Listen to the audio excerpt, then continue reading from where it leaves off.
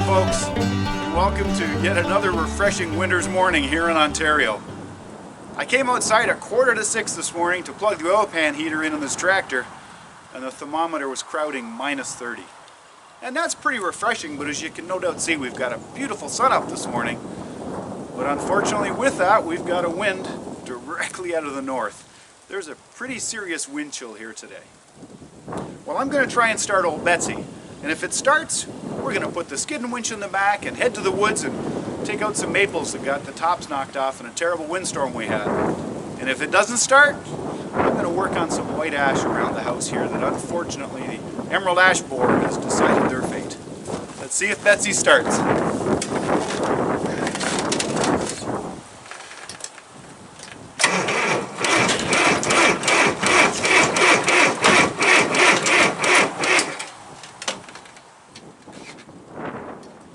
Well, as you just heard, old Betsy's not spinning over too fast. And at -30, those pistons need to go up and down a little faster to compress that air a little more to heat it up enough to ignite that diesel fuel. So I'm going to head into the shop, service the chainsaw, and we'll start cutting down some ash.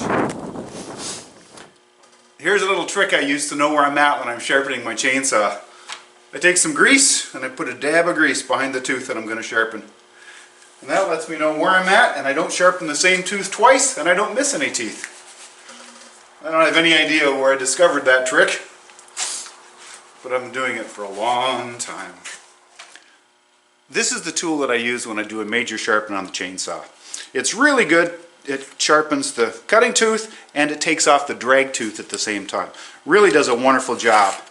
But what I'm going to use today is this tool. I've had this tool for years, and I carry it in my pouch that I take to the bush with me or wherever I'm working with a saw, because really all I'm doing is dressing up these teeth just a little bit. I've already sharpened the saw before. It's in pretty good shape, so I'm just going to skip over each tooth 5 times, if I remember to count to 5, with this. And that's all we need to do today. Wow, that breeze from the north is refreshing. This is the first tree we're going to cut down. As you can see, the bark was removed this spring. When the pileated woodpeckers headed back through in their annual migration north, all around the countryside here, you could see on the white ash they would stop, they would peel back the bark, and of course eat the grubs or the maple borers that did all the damage and killed the trees. So unfortunately this tree, that tree, one in the fence row behind me, and several I planted along there, they're all going to come down, and they're not big enough to saw anything out of, and they're going to go up the chimney. Hey, before I cut that tree down, I want to tell you another quick story. See that chicken shed? Not the next farm, so the width of 200 acres away. Not the next farm, but the third farm down. I think it was about 1994. The old farmer asked me if I wanted his chicken shed. I said, absolutely. So I jacked it up, I put 2 cedar poles on it, welded up a hitch for it. I waited until a rainy day in the summer. I skidded it all the way up the road, right up the middle of our road. And it's a 2-lane blacktop.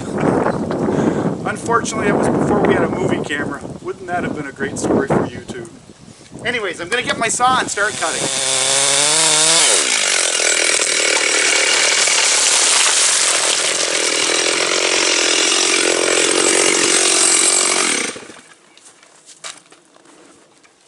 Down she goes! Those trees are so even all the way up, it's incredible. So that one will fall a little easier. This one, actually I was a little worried about going that way. So I cut a pretty big notch out of it. Anyways, all worked well.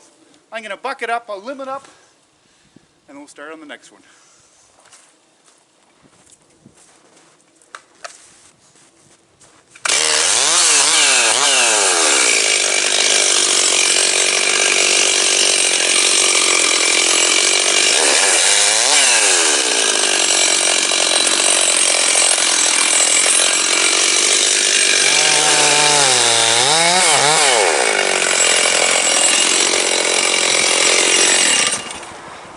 Well, on to the next one. This ash here goes up and around, sort of like in an inverted S. And unfortunately, because it was fighting for daylight with these 2 maples here, It's gone that way. I really don't want it to fall that way, so I'm going to be foolish possibly and try and get it to lay down in that direction without touching that little white pine that I've been caring for I planted there. Let's see how we make out.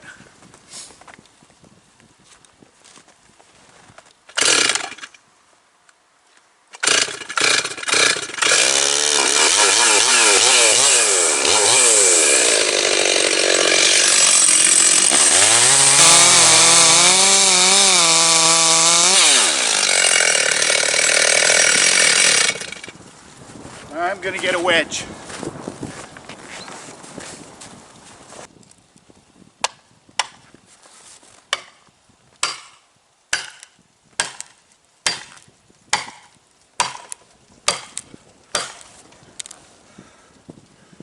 Come on, darling.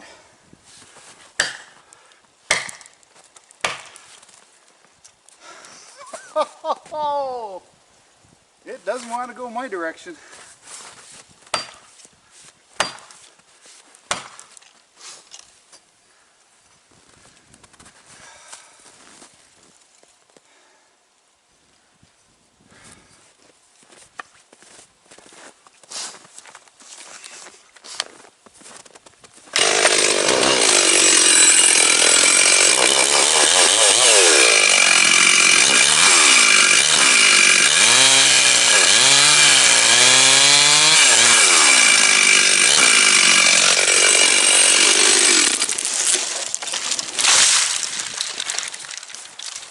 Thank you, Father. It worked.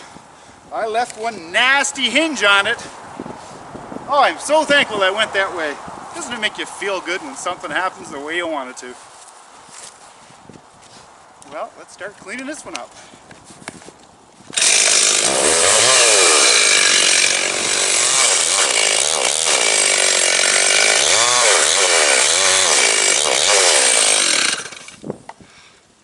That's that one. Now we'll move on to tree number 3. Well, this tree, I'm sure you can see, is facing directly north. And directly north, underneath that tarp, is some very old 2-inch barn boards, some lumber from the floor of the old barn, and some other pieces I saved. And directly to the east of that is the sawmill. I don't want it to hit either. If I had the tractor going, I'd probably put the loader up and just give it a little push. Tractor's not going to go for a while yet, so we'll see what we can do with a wedge again.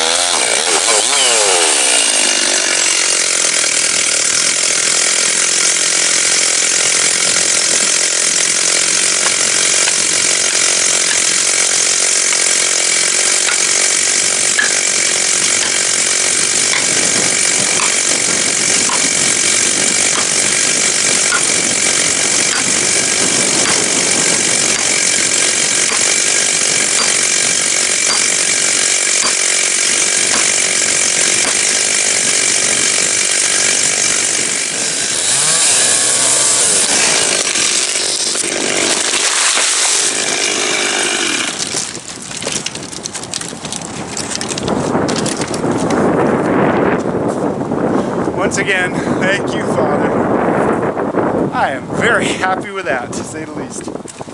Well, you know what? It's lunchtime. And our house is about 40 yards that direction. I'm going to go and have a nice warm lunch with my wife. We'll see you back here after lunch. I might even fit in a nap by the wood stove.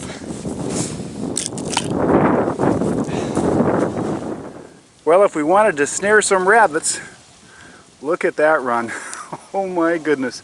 My father would be happy to see that.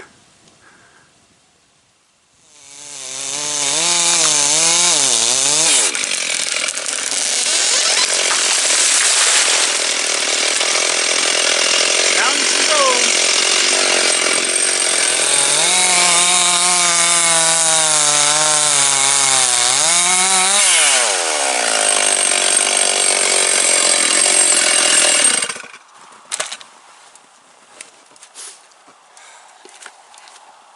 Oh my goodness, that was fun.